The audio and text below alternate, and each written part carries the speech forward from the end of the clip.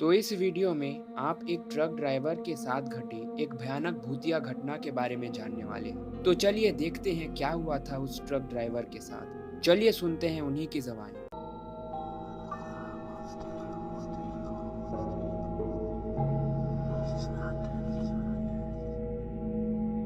15 साल से लगातार ट्रक चला रहा हूँ और इसी में कई भयानक और असामान्य चीज़ों का सामना मैंने कई बार किया है, जिसको यकीन कर पाना बहुत ही मुश्किल है। उन्हीं में से एक घटना आज मैं आपको बताने वाला हूँ। तो उस दिन सुबह से ही मौसम काफी खराब था और धुंध छाया हुआ था और उसी दिन ही मुझे किसी सामान की डिलीवरी करने भी जाना था।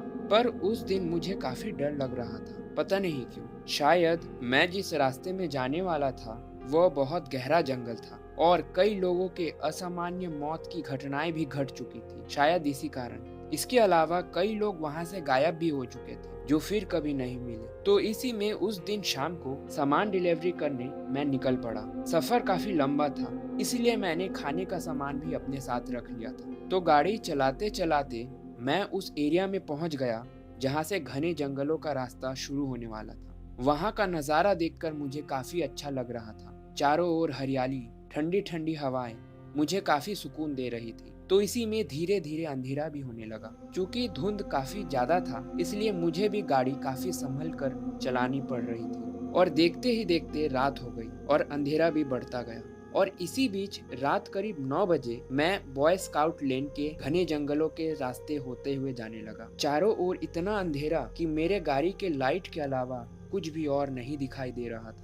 तो इसी बीच गाड़ी चलाते चलाते मुझे किसी औरत के गाने की आवाज सुनाई देने लगी। पहले तो मैंने इस पर उतना ध्यान नहीं दिया था। फिर मुझे ख्याल आया कि मैं तो जंगलों के बीच में हूँ और यहाँ इतनी रात को कोई औरत गाना कैसे गा सकती है। और तभी मुझे काफी डर लगने लगा और ट्रक के खिड़की के बाहर झांक कर देखने के बाद तो मेरा डर और ज्यादा बढ़ गया। मैंने देखा कि उसी जंगलों के हर दूसरे पेड़ों पर किसी के बहुत लंबे पैर लटक रहे थे, मानो कोई उन पेड़ों पर बैठा हो। पर किसी आम इंसान के पैर इतने लंबे नहीं हो सकते थे। और इन सब के कुछ देर बाद ही अचानक वो गाने की आवाज बहुत डरावनी होने लगी, जैसे कोई उन जंगलों के अंदर से चिल्ला रहा। और यह सब देखने और सुनने के बाद मैंने अपनी ट्रक की स्पीड और बढ़ा दी। और इसी में मुझे ऐसा लगा कि शायद मैंने किसी महिला को गाड़ी से कुचल दिया। धुंध ज्यादा होने के कारण शायद मैंने उसे नहीं देखा था। तो ट्रक रोककर मैं उस महिला को देखने नीचे उतरने लगा कि तभी मुझे ऐसा महसूस हुआ